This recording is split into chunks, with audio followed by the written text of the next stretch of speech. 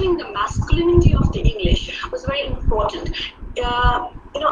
This was a period, 17th, 18th century mainly, when the British nation is being fashioned.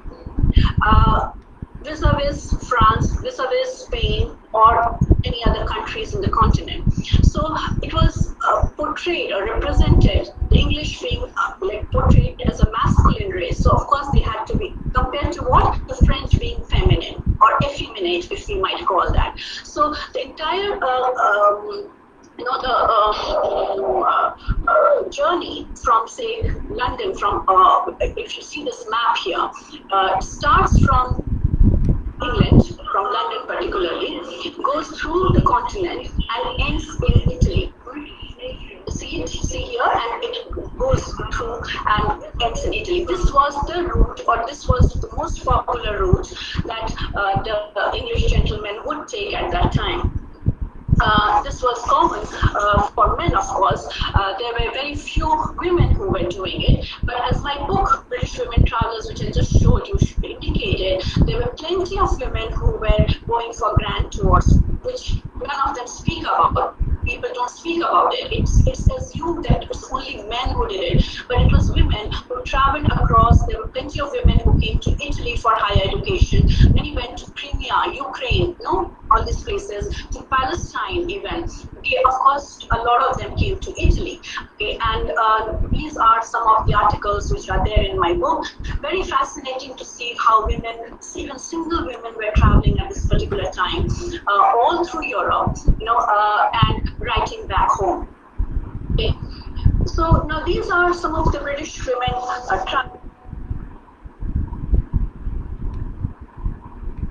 map here. Starts from Ukraine, all these places, to Palestine.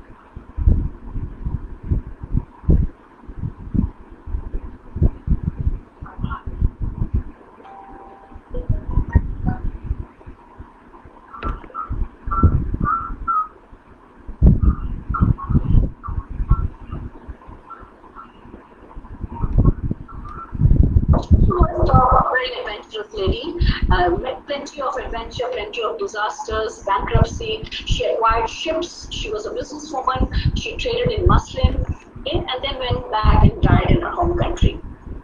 Maria Graham, a Scottish woman, and she came and married a Scottish naval officer in Bombay. Widely traveled again. So she writes about Journal of a Residence in India. Okay. Anne Catherine Elwood was, as she herself claims in her book, was the first female who made an overland journey from Europe to India. We must understand that the others before her were making a sea journey through the sea, through the oceans. Okay, so she was the first female who made an overland journey from Europe to India, and again married a major in the East India Company. Lady Nugent, again married to a colonel here. Emma Roberts, she edited a periodical here in Calcutta called Oriental Observer. In fact, there is a very interesting poem by her named the Zenana. She was a poet. Okay? She wrote poems, she wrote articles. Fanny Parks, Wanderings of a Pilgrim in Search of the Picturesque. We'll come to the term picturesque a little while later, so we'll keep that in mind at the moment. Then Helen Mackenzie, again married a colonel here in India. Emily Eden, her brother was the Governor General in India. A society woman actually, like Eliza Fay was. They came during the period when from the period of Warren Hastings to say George Eden and described what Calcutta looked like at that period of time. Mary Carpenter was an educational and society reformer. She met Ram Mohan Roy, and both of them collaborated to uplift the condition of women. Mrs. Whitbread, a missionary who worked extensively in the Zenana. So why I'm giving you a little background about these women is to indicate that they came from diverse fields, diverse, society, class, and society, and yet, what they wrote about the Zenana, as we'll just see in a few minutes, is therefore. What are we expecting then? Coming from different societal backgrounds, from different occupations. Somebody is a missionary, somebody is a society woman, somebody is a businesswoman. Coming from various societal backgrounds, how do they look and represent the Zenana here? Now, this is just a map to indicate how Jemima Kindersley, the first woman traveler, traveled from England here to comes to Brazil here, and then to Cape of Good Hope and India. This is via the sea route. Then the narrative of a journey overland from England through Europe, Egypt. She comes through the land. The Mrs. Anne Catherine Elwood. Hello. She comes via land from England to goes through the continent of Europe, comes to Egypt, and then crosses the Red Sea to India and comes to India. Hello. So this was the first woman to do a on-land journey. So white women's presence in the colonies and their travel writings. So the act of traveling, writing itself is indicative of agency. Because women, of course, were doing something which was so unfeminine at that time, right? The course. So it is indicative of agency, a negation of traditional roles of domesticity, because she is not just freeing herself from these domestic constraints, but it's also because she's able to tell her story. That is why these writings are so important, especially at a time when we have so very few women telling their story. So why were women's presence necessary in the colonies? Because if you look at it, they were asked to come because they were seen as a deterrent for white men from entering into interracial marriages, a sexual license with native women. There was always the fear that that East India Company officers, British officials, would enter into marriages or sexual license with native women. So white women, their wives, their sisters, anybody was asked to come and stay here in India as a deterrent. So, in a way, if you look at their role, their position in colonial India, the white woman was both an agent as well as a subject of imperialism. They were, in a way, colonized as well as the colonizers. They were privileged as well as restricted. They were acted upon and were acting. So they had to play a role which was expected, an ideal woman, and on the other hand, there was an agency to their act. Okay? Now look, the way they look at the place, this is what I mean by consumption of place. This is not my term, this is John Urie's term, consumption of the place. It is how consumption is like, you eat it, right? Or you take it in, how you consume something, of course. So it is how you represent something, how you take it in, is what these writers were doing at that particular period of time. So the consumption of the place is based on the representing the Orient as either exotic, picturesque, or dangerous.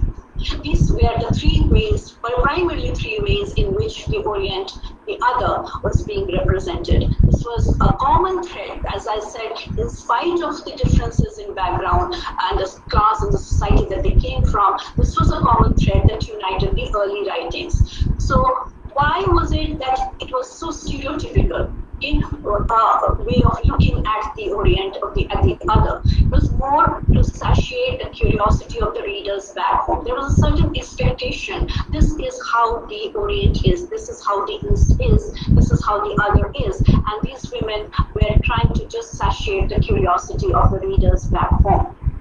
And this I've explained already, a Eurocentric, Anglocentric perspective of seeing the Orient. Now we come to the term Zenana. And what is the Zenana?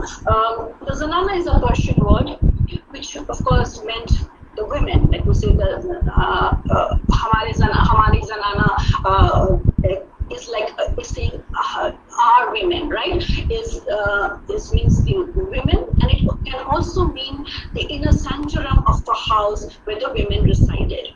So Zenana is a woman as well as a space, okay, which is it was typically a Indo-Islamic cultural product, something which came into India after the Mughals came, and it was commonly seen among aristocratic Muslim families and in many upper-class Hindu homes. So Hindu homes maybe started emulating these aristocratic households and families.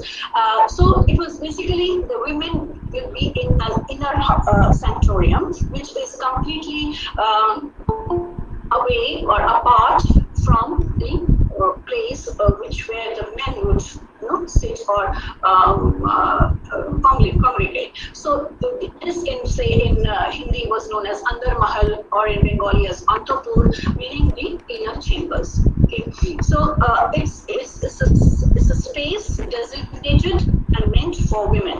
Okay, and women themselves were known as Zenana. So this is what the Zenana was.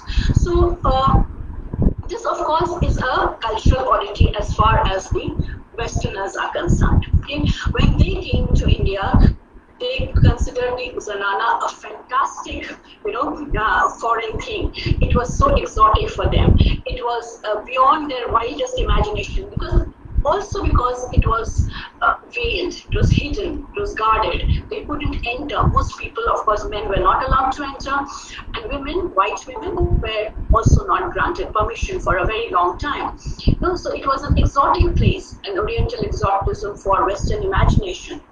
It remained impervious to the colonizers' gaze for a very long time, and therefore remained a space which was uncolonized. They would colonize the physical space outside, but get in these the sanctorum of a house where the women stayed. So therefore, it aroused curiosity. It became a focus of, say, fear, of desire, everything. Okay, so often these spaces became the creations of fantastic projections of imagination and fear, because it's an unknown place, an unknown space altogether. Okay, so there are these binaries, therefore, that's being created, the self and the other, the subject, the object, the private and the public spaces. Also, the gaze provides an impression of how the Indian woman was being constructed vis-a-vis an ideal womanhood that they had in mind. I show you a picture of a Zenana scene by Thomas Daniel. Thomas Daniel was very famous, and his nephew, Thomas Daniel, and his nephew were British painters and who worked on Oriental themes. And this is this Thomas Daniel had never entered a Zenana. He had no idea what a Zenana looked like. Okay? But this is a fantastic creation of his own imagination. As you can see in this picture, the woman could be anywhere. Maybe she could be in Turkey, in any of the, she could be a Turkish woman, she could be anyone for that matter. So he goes by what he has heard, what he has imagined. And these are the typical tropes that he uses, to build up a Zenana, where there has to be, of course, a woman in a very, having a hookah, smoking a hookah, the fan, the other woman attendants fanning her, the veil, the nets or the curtains. These are certain tropes that they use, which are associated with a Zenana. This again is a very rare picture from Jemima Kindersley's book, and from her travel writing especially. And this is called an apartment in a Zenana. Now, This is a frontispiece actually in her travel writing. So I want to just dwell on it for a minute or two because this, I think, reveals a lot about how the Zenana was being imagined and portrayed. This, of course, is could be, and I'll read out a few lines from the passages which are there in her book, in fact. So as you can see, this is, there are two frames, if you will notice. Okay, one is the outer frame, and where these women are sitting, inside which the women are sitting, and there is this inner frame, out of which you can see the landscape there. And it has a perfect symmetry. If you notice that there's a water fountain here, there are three women on this side, three women on this side again. They are probably here playing some sort of game. Okay? She's smoking a hookah. They are playing on some musical instrument, and this lady here is, I think, serving drinks, okay, or something to do with which is she's small pictures and globulars here. Okay. So there is a frame, one frame here and the other frame here. Let me first read out what Kindersley writes here and how she describes it. Okay. So there are these intricate specificities this picture, and Kindersley's gaze captures the minute details of the Zenana here. Now, what does she take in? She takes in the women's complexion, and then the long cut eyes and eyebrows, the long black eyelashes, the wantonness of the rolling of their eyes, the small persons which are delicately made, their black skins which have the most delicate softness, waist is so short, okay, and a light dress that scarcely covers them. Okay. She's drawing a picture of a social space. Zenana is a social space, but of course it's not very difficult to see how it becomes a very erotized space.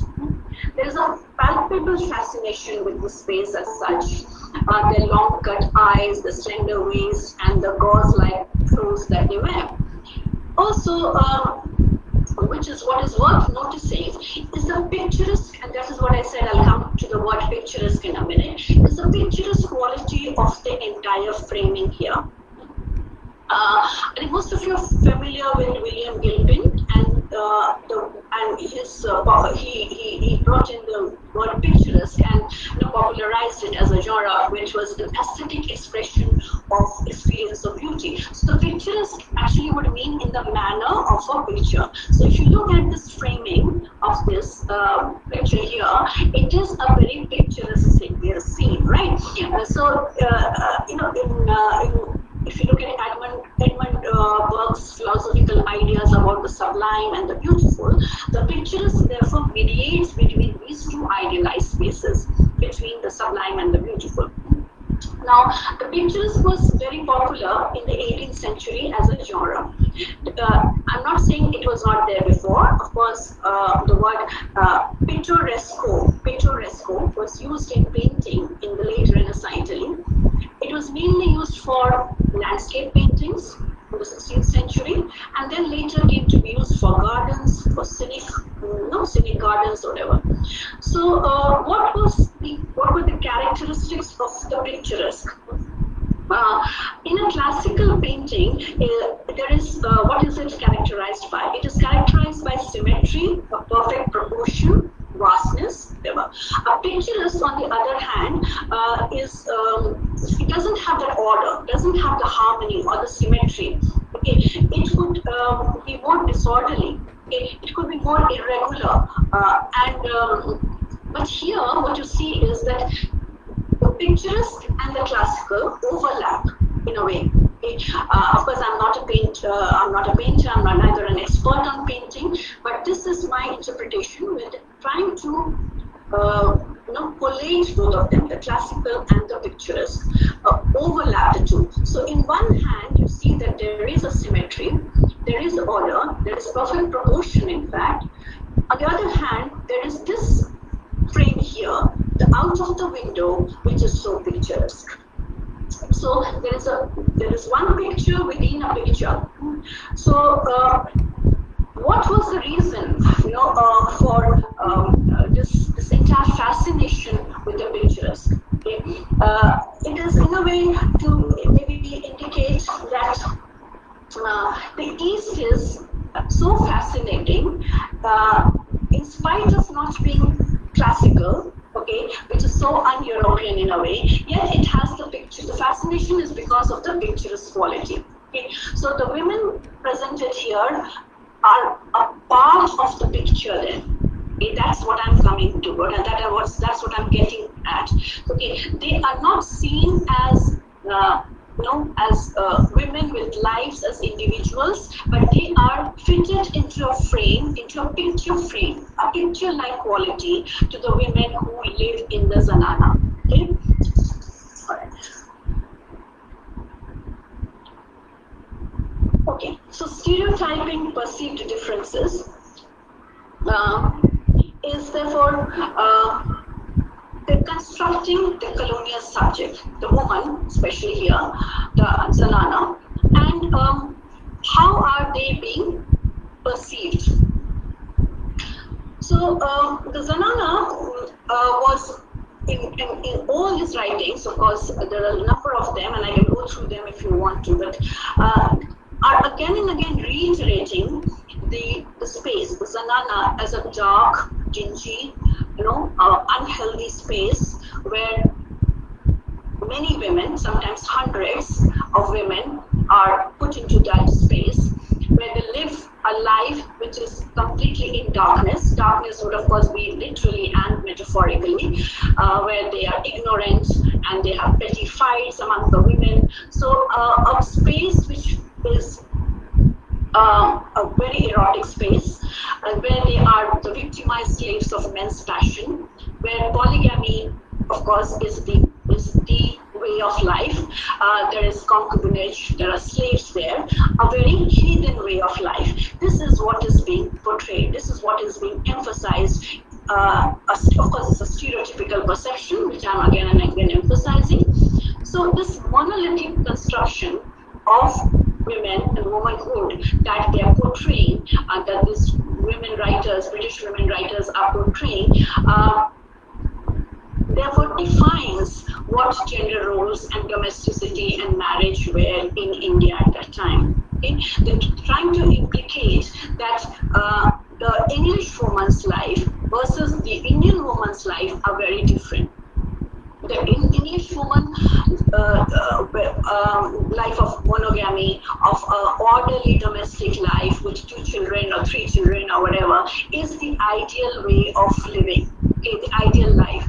So, and here, the hidden way of life that the Zenana represents, for example, was being denigrated, was being shown as a negative way of life, without taking in consideration that there could be so many alternative ways of domesticity, of marriage and gender roles. Okay, so anything that didn't fit into their way of life, okay, was considered unwholesome, unhealthy, heathenish. So women were seen as submissive, ineffectual in taking any decision. And I have a quote here from Kindersley, who says that the women have no education given to them, they live retired in the Zenanas, they amuse themselves with each other, smoking the hookah, bathing, and seeing their servants dance. So it's a very stereotypical depiction of what the lives of women in the Zenana was. Okay. Now, how many of these British women travelers actually managed to enter the Zenana? Did they actually see the Zenana? Did they have a first-hand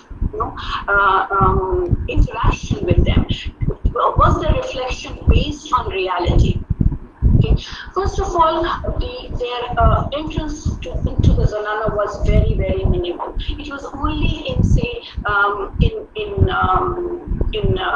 in houses which were very elite. Okay, maybe in the houses of, say, the Nawabs, okay, or the kings, queens. That is where these Indian women, British women, were granted permission. And there was always, so there were this chosen few who were allowed. okay, given the opportunity to be privy to the site. And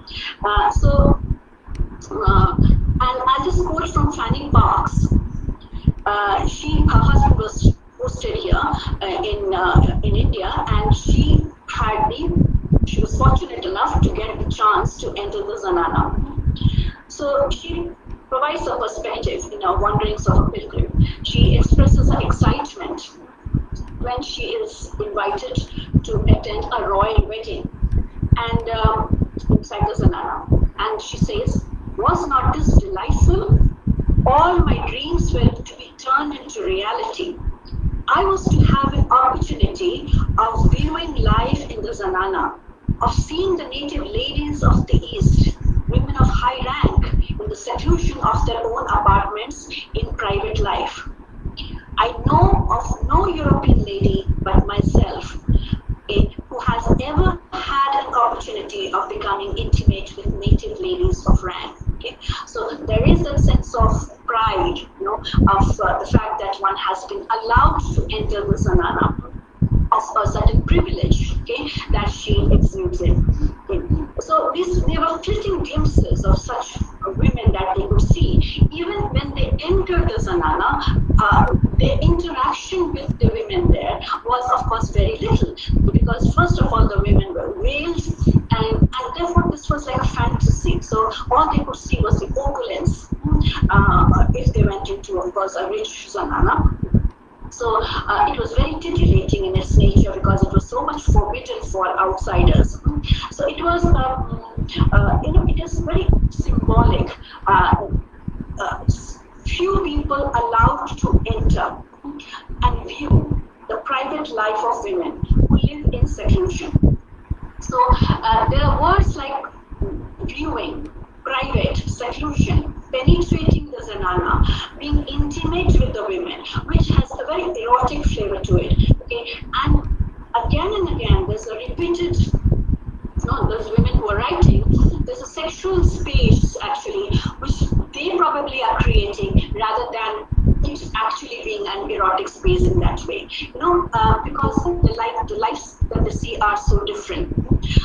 So, like Kindersley's quote that I just quoted, lines that I quoted just a little early, she was fascinated by a waist so slender, by the light dress that scarcely covers them. Okay? And again, Fanny Parks says that to be intimate with these exotic beauties was a rare privilege, and on beholding their attire, a long strip of Benares gauze of thin texture, which is rather transparent, she was extremely surprised, and erotically she was in that way, charged. Okay, so there she confesses to the pleasure of gazing at these delicate women, these beautiful women, okay, and says, "At night I'm haunted by these beautiful begums." Okay. At the same time, there is this one point which is very important, the last one, the differentiating between a lady and a Zenana.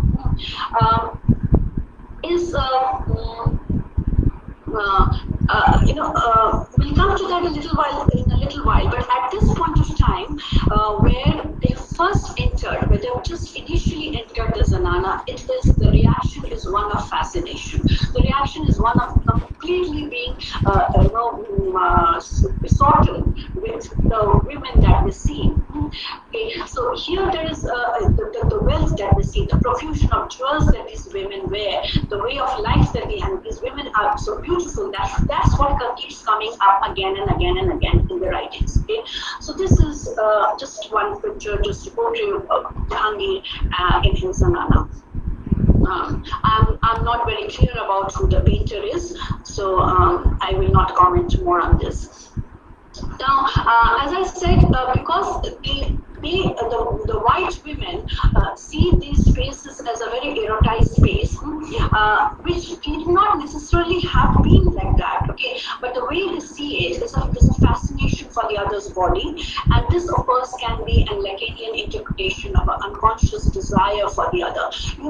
The thing is, the white woman doesn't desire to become the other, but there is a the femininity of it is what she's probably desiring.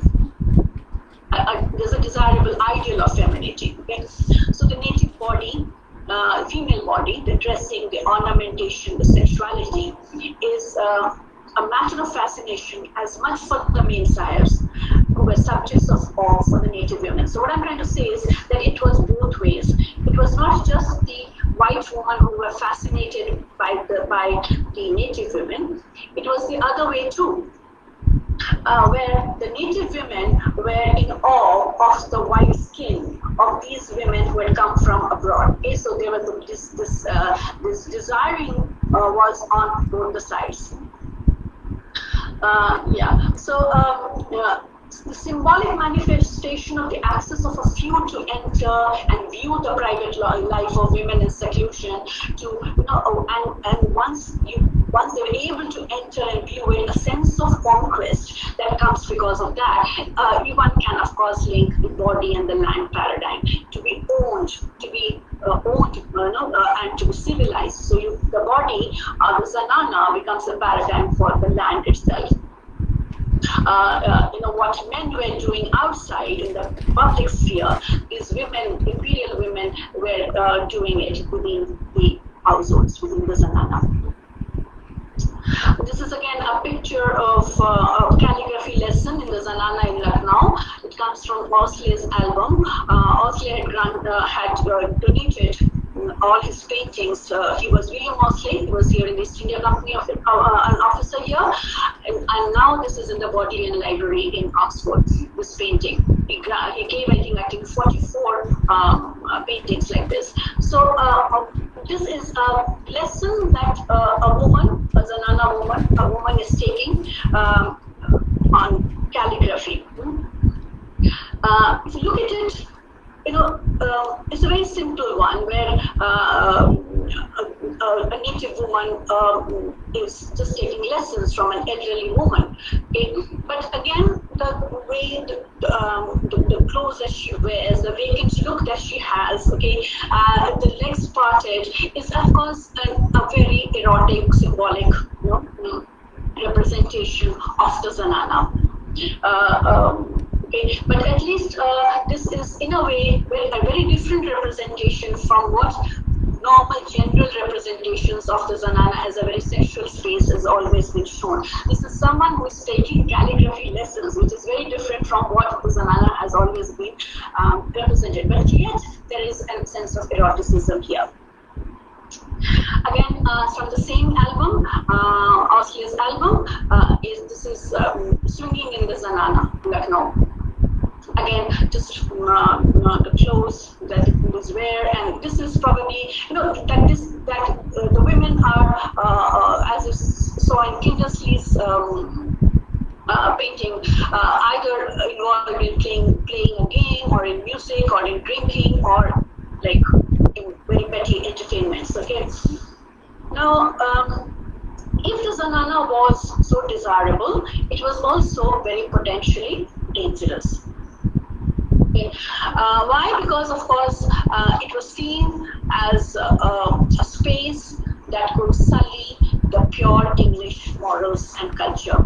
There was always a fear that these native women would sully the purity of English morals and culture, and the British men would adopt the native ways, that they would get entrapped into marriages or concubinism here, or even some of the customs that they were following, like Notch or chewing pan, was considered so unladylike. Okay, so again and again, repeatedly in their writings, the Zenana, the woman, okay, the native woman, was seen as somebody who was so potentially dangerous for the English morals, for the culture, for the men, and somebody who would sully the entire purity of the English race. But at the same time, they were also dangerous. The last point here, it was also considered dangerous because the wives, the mothers, the women were seen as very strong women, even if they did not concede that, even if they did not own that in the writings, they were recognized to be extremely strong women who could actually take very decisions which would influence the entire family. For example, in Bengal, the wives and mothers were considered to be the decision makers. They played a very pivotal role in influencing the men in the family. Their decisions did matter. So, in a way, when missionaries started entering the Zenana, the first step was they need to it was the wives and the mothers who need to be molded. They are the ones who need to be converted. Okay, only then they felt would evangelism be successful in India. But they failed. Why did evangelism fail so miserably in India? Because these women were so rooted in the society and the culture. It was so difficult. Of course, there were so many men who went ahead and converted to Christianity, but the numbers were very little compared to what they expected, what the missionaries had expected. Again, as I said, the fear, the danger, dancing woman of Lucknow exhibiting before an European family. So it's supposed to be a very negative influence on European culture and their models. Okay.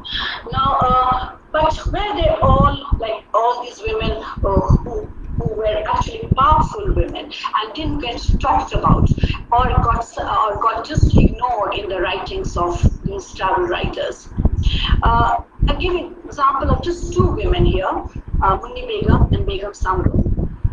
Munni Begum was the wife of Mirza Akbar and who was actually a Nautch girl, but after her marriage she became the head of the harem of Mirza Zafar, and she was extremely intelligent, she was influential, she was involved in women's welfare, and after his death became extremely politically active in state affairs. She was repeatedly consulted by East India Company officials for state administration. A very powerful lady. Now, how does she get described? Okay? All that, so Lady Maria Nugent, her husband was a commander-in-chief in India. She enters the harem of Munni Begum, who is the widow of Mir Zafar. And what does she say? She can only see old, decrepit recluse, because by that time Munni Begum had become very old. So an old, decrepit recluse whose chief amusement was to smoke the hookah and playing with painted little ducks. Okay? That's all that she has to say about Munni Begum, someone on whose death, okay, at Fort William, the Union Jack was hoisted half-mast and guns were fired as a mark of respect for her. Okay? But these women don't get mentioned in the Zenana that is being represented by these women travelers. Begum Samru again was a remarkable stateswoman, and she was also a dancer. That's the reason why I have picked up these two names, because there are many more like Noor Jahan and anyone who were actually people who were women who were more influential, and that's understandable because of their background that they came from. But these two women, Munni Begum and Begum Samru, were dancers who moved into the Zenana. Begum Samru married Walter Reinhardt Somber, but after his death was so politically active and influential. She held court, she commanded 2,000 troops, wore masculine attire, she shed the parda, dined with European officials, had numerous sexual alliances with men who were Europeans as well as natives, and commanded both in the public and the private spheres. Now, such a remarkable woman is completely sidelined by Lady Nugent, and she seems surprised that Begum Samru dresses like a man, she says. Okay? She drinks wine, and she is surrounded by men. She usually sits with men and has sexual license with men. So this is how Begum Samru is described in Lady Nugent's writings. Okay? So these were the perceived racial, cultural differences that's being again and again reiterated. Now, I've been talking about the Mem Sahib's gaze, how the Mem Sahib gazes at the other woman. I just take 5 minutes. I'm sorry, I'm taking a little more time, but I think we started a little late. So it's not just one way. Okay, it is that complete.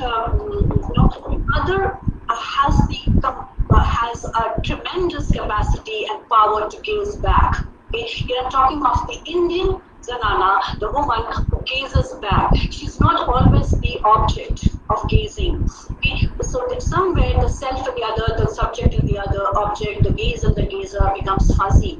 Okay? So there's a reverse gaze from the other side, from the women there on the other side, and this is a very uncomfortable realization for someone who has been the subject of gaze, or the agent of gazing up till now.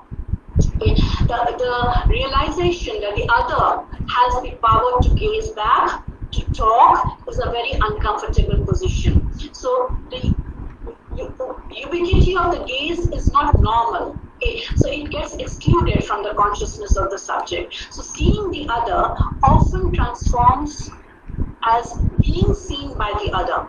Okay? And I'll quickly read out one line there.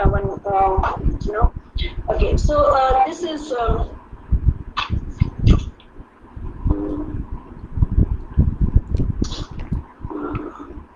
Okay, I think it will take some time, but what I'm saying is that where there's this Mrs. Whitbread or any other the lady, the women writers of that time, when they go in and they come out again and again, how does your husband look like? Why can't we see him? So the husband's brought in one day, and there is a veil that separates the native women from this husband, and this husband struts around, showing himself off, and the women on the other side, the native women, giggle and gaze at this man.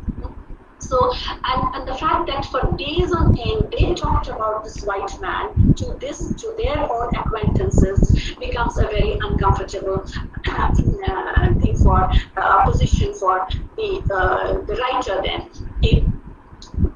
So this reverse gaze and the realization that the other can also talk about is a paradox actually. All right, so this is a picture that I've taken from Woman in India by Mary France Billington, where there is this women, the Zenana, the native Zenanas.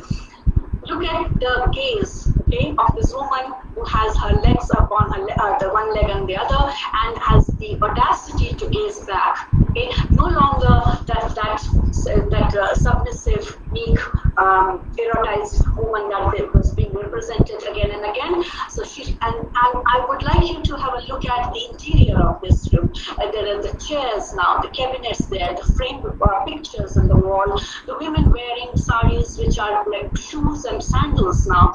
Okay, and the confidence with which these women can gaze back.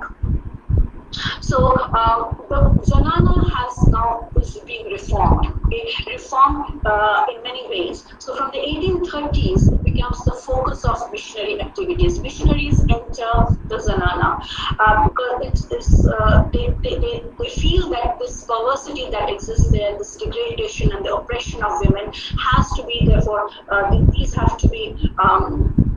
Have to be removed by bringing in light and knowledge for their imprisoned sisters. So women missionaries entered the Zenana. They introduced Western education. They were called Bible women. The Bible brought in Bible studies to enlighten and morally uplift the native women. So the Zenanas underwent a huge change in this 100 years, from 1770 to 1870. As you just saw in the picture before this is physically the space has transformed, it has changed, and so have the women. Okay, there is a huge change which has come, okay. Now that's the last slide here. Yeah. And you see a very civilized and a transformed Zenana, where where there is hardly anything to distinguish the white women from the native women in their attire, in their confidence, in the way they look at in the way they get themselves photographed. Okay? So how the Zenana has therefore transformed. This has become a completely different space altogether. So what I've done here is I've traced how the entire concept of the way the Zenana has been represented in this 100 years, how that has changed from what it was earlier, a place of awe, a place of fascination, then it became a space which has to be denigrated, which has to be shown in a negative light, and finally, of course, because it's so negative and it needs to be transformed. And so the successfully it has changed. Okay, what we have learned in this transformation is, of course, a different matter. What we are doing is again a very different matter. We are not going into it. But these are the changes which has happened. And therefore, the entire concept of Indian womanhood, Indian femininity, what we are today, what has been defined as the Indian woman now, is of course to a very large extent the reason is the result of the way womanhood has been defined and represented all this while. So thank you so much for listening to me, and if I've gone a little over time, I'm sorry. Thank you. Thank you, Dr. Dutta. It was a visual treat and giving us such a wonderful peek into the Zenana and the visually stimulating, the slides. There are questions which have been pouring in for some time, and okay. So should I begin with the questions? Yeah. Yes. Yeah. Please. Okay. The first question is from Nugent, and he asked whether there are any presentations or descriptions of songs and dances or rituals observed by these women in the Zenana.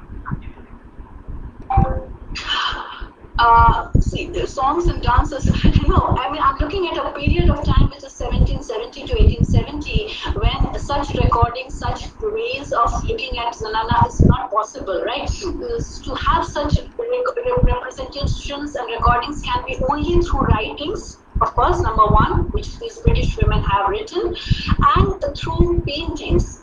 What these, like you saw Kindersley's frontispiece, which is a painting. So these can be the only means of recording what the Zenana was at that period of time. Of course, the Zenana became a dysfunctional space. Okay, after the education entered the lives of women. So the period that I'm looking at, 1770 to 1870, it's not possible to have any sort of representation at that particular time, other than paintings and writing. Okay, thank you, ma'am. The next question is from Ankita Mukherjee, and she asks, is there a link between concepts of colonialism, race, and power with the politics of space associated with the image of the Wales picturesque woman within the Zenana? Will you just repeat it once more, please? I'm sorry. What are the few things? She's asking that is there a link between concepts of colonialism, race, and power with the politics of space associated with the image of the Wales picturesque woman within the Zenana?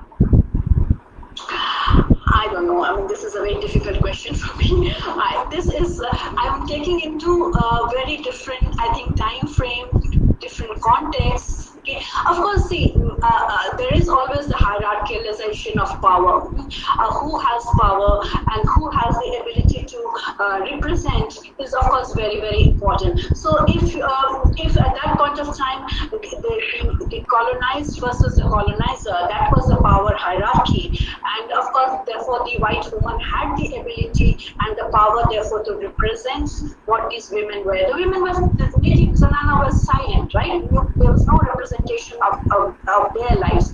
Whatever the white women represented, that became the authority. So there is always a question of hierarchy. There's always a question of power.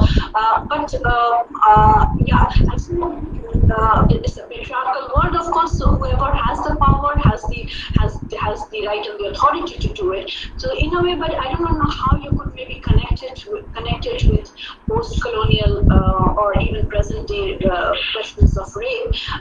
That I wouldn't be able to answer. I'm looking at a very, very singularly, very special time in the colonial period.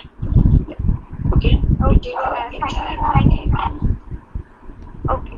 Now, there's another question from Vishnu Mukherjee, and she's trying to find lines, if they do exist, between the concept of the Zenana and the Victorian concept of angel in the house. Yeah.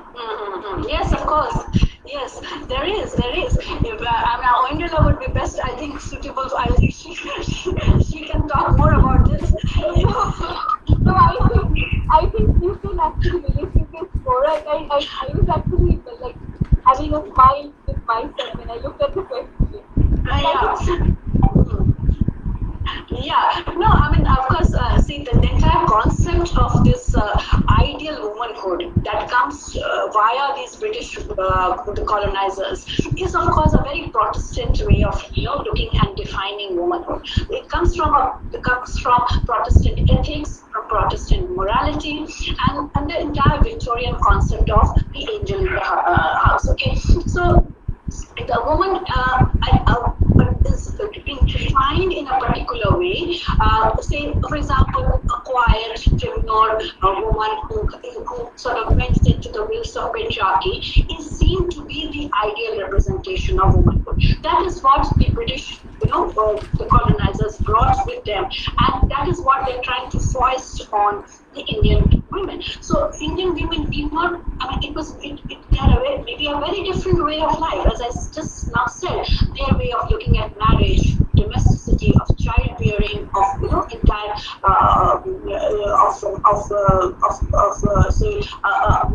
the marital way of life was completely different from the white perspective. So that is what they brought in, and they wanted Indian women to fit into that. So the Bible studies, the teachings, morality, the entire thing was defined towards how you make the ideal woman. Okay? So that, of course, plays a very important role. Yes. Yeah. Okay. So we are just moving to the last question. Can you take another question? Yes, one more. Sure. There's a question from Ambika Vairagya, and she asks, she's talking about representation and the politics of representation, I assume, wherein she says that why is it that the Zenana is always presented as seductive or erotic? Yeah, okay, it's a good question. I mean, I thought I would be able to say that, make that clear. See, there is the self and the other, right? There's always a distinction. If you make the other negative, if you make the other, if you can degrade it, then of course the self becomes positive, right? So if the white woman can indicate or represent the other woman as somebody who has a very degraded way of life, not degraded again, of course, in their concept. I'm not talking of in a way which is morally. I'm not justifying that.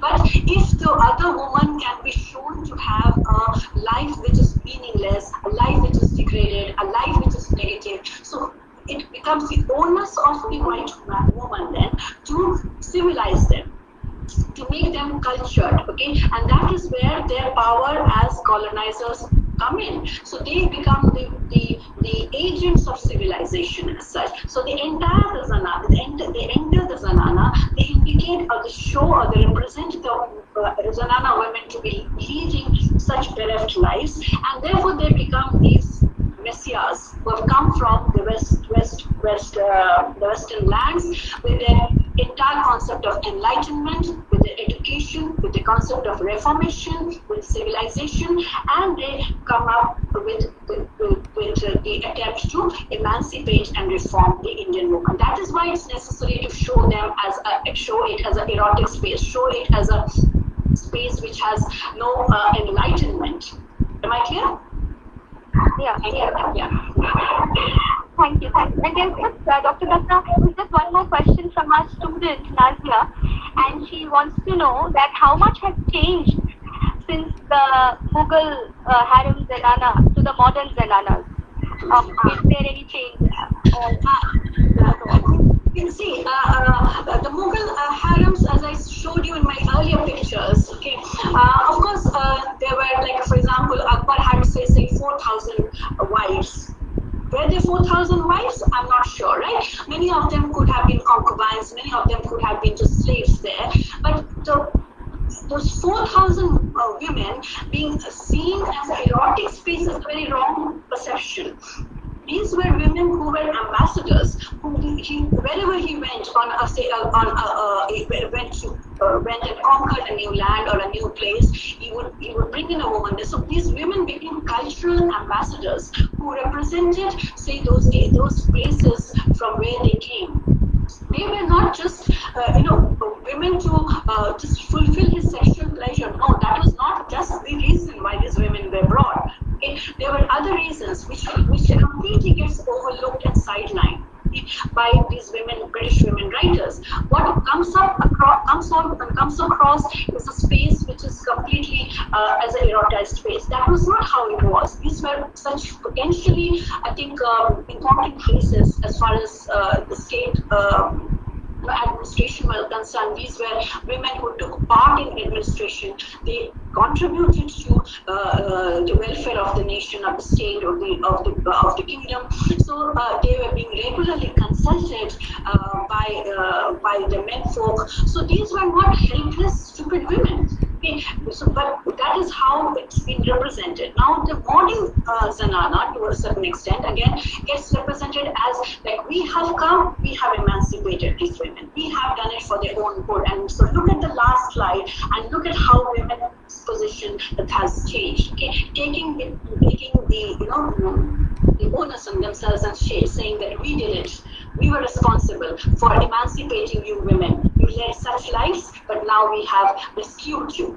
Okay, we have civilized you. That is the way these people have been representing the Zenana. Yeah.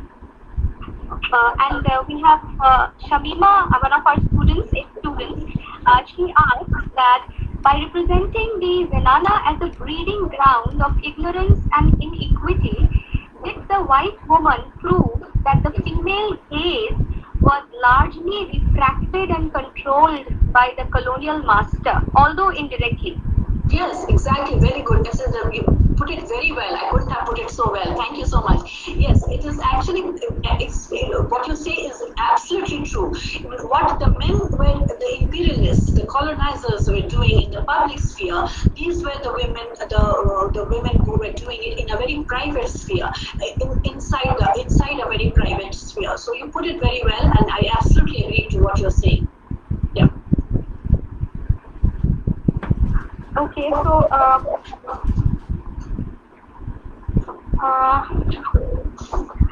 I think we do not have any further questions. Indra, can you see any questions? I'm just trying to scan a few. I think I see a question which says, this by Madhumita Mondol, one of our MPhil students. What British women travelers avoidance of depicting the strong side of native women like Urmi Begum intentional or part of the Colonial Project? Yeah. This is her question. Yes, of course, they're doing it intentionally. It's a part of the Colonial Project, as you're very rightly saying. I mean, if they were to depict powerful women who took decision, women who actually were statesmen, then the entire that effort of trying to civilize, trying to control would be useless. Okay, so what were they therefore depicting? The negative side of it. Okay, the negative side of it showing that, oh, these are so unladylike women. Okay, the Zenana women are so unladylike. They wear turbans, they wear masculine clothes, they speak like men, and they have so their concept of morality, their concept of Victorian ethic, come in and they judge. Deliberately doing it. Of course, this is a very deliberate thing to do that. That is why we call this a representation. They represented the way they wanted, and there is obviously a very definite reason in representing it in a way. This was a part of the Colonial Project totally, that unless you show the other in a negative light, why would or be accepted as the master? And I think finally there's a very short question, I think, which is going to be the last one that we are going to present to you. By Abhita K. Am I audible? Yes, I can hear you. Yes. This is by Abhita K. She says, thank you, ma'am. Can you please share your views on the Mardana and all male space created by Rokia Sakhawat in her feminist utopia Sultana's Dream? Okay, so I think there she has to enlighten me on that. I worked on the Zenana. I would like to hear her depiction of the Mardana. That is her area. She has to enlighten me there. Yeah. But a very interesting complimentary question. Yeah, I can't hear you, Andrea. Yeah, sorry. I said this is a kind of a complimentary question to the talk that you gave. That it's an interesting question that can again open up a kind of further. Yes, exactly. Exactly. It is a complete I think it can open up a further interaction there. But and also, it just reminds me of this that by the who were seen as powerful, who were seen as masculine, being denigrated as Mardana, was something which is therefore this entire the binary that is being created between male, female, right? What is ideal, what is not ideal, is something which is being so deliberately done, and that is where the concept of womanhood has finally into our mind. To be behaving like a Mardana is so negative then. Okay, to dress like one is so negative then, right? So these are certain concepts we have been it's been instilled, I think, through ages now, and therefore we typically look at a definition of femininity which has to follow certain stereotypical paradigms. Anything going beyond that is considered completely negative. Yeah.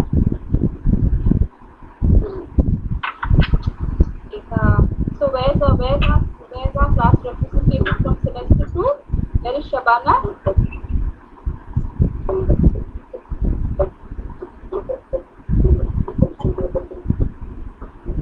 On behalf of the Department of English, Damativa Women's University, I would like to thank Ma'am Sutapa Dutta for being a part of the webinar. The webinar has been extremely successful and informative for us. Thank you, ma'am. Thank you so much. Thank you.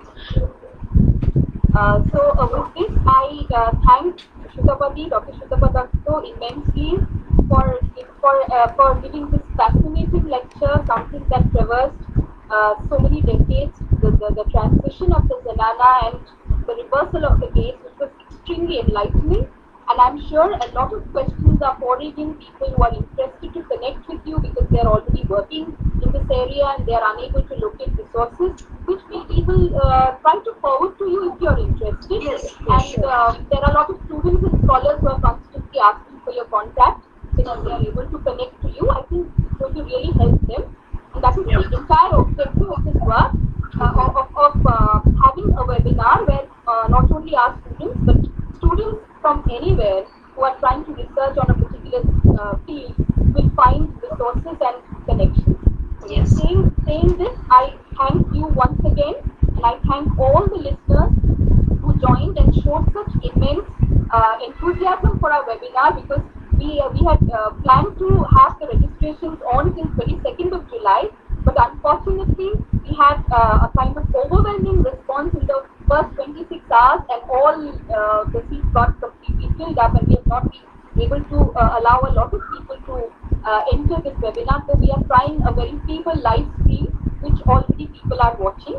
So again, we hope that you will be part of our departmental academic activities in the future, and in better times we will welcome you to the department physically. So we look forward to it. And having said this, I request all our participants to kindly also join us tomorrow. We have another day of the webinar with Dr. Pidanta Dev, who's going to talk about gender and comics, which is also going to be an enlightening and very interesting and also sometimes something that could be hitherto unknown to many people. Having said this, and I must not end without introducing to you and all our listeners my other two colleagues of the department, without whose support this webinar could not have been conducted, and who are mostly offline. They are mostly behind the scenes, because Maloshri Mondal, assistant professor in the Department of English, and Kumar Aditya Sarkar, assistant professor in the Department of English. I don't know if you will be able to show your faces, Maloshri and Kumar, or does that interfere with your hosting of the program? I don't know the technicalities. It would be kind if you could show your faces once to all of us.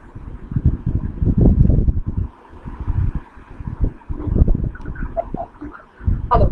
So here is Maloshri, and where is Kumar?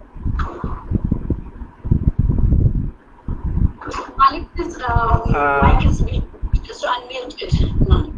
Okay, unmute yourself, Maloshri. Unmute yourself. Yeah. Thank you, ma'am, for your excellent lecture. We will again. We hope we will get you again.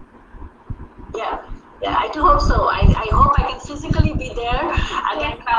Thank you so much. I mean, it's just a great pleasure connecting with all of you. And if any one of you would like to be in touch with me, you can take my email ID and be in touch with me. Yeah. Yes. Thank you, ma'am. Thank you very much. We'll all be in touch. So, having said this, I call it Kumar. Thank you, Sutapa ma'am, for your wonderful session. This is Kumar Aditya Sarkar from Department of English. I am sorry I can't probably turn my camera on because I'm streaming this on Facebook, and since Facebook is using the camera, I can turn my camera off on here. Many thanks for your wonderful session. Thank you very much. Would like to hear from you again. And I also thank Dr. Aparna Singh for conducting the entire program so efficiently, especially when I keep logging off because of internet, the poor connection that I have. So thanks to all of you, and thanks to all our students and participants. With this, I think I should call it a day. So have a good time, everyone, and good night.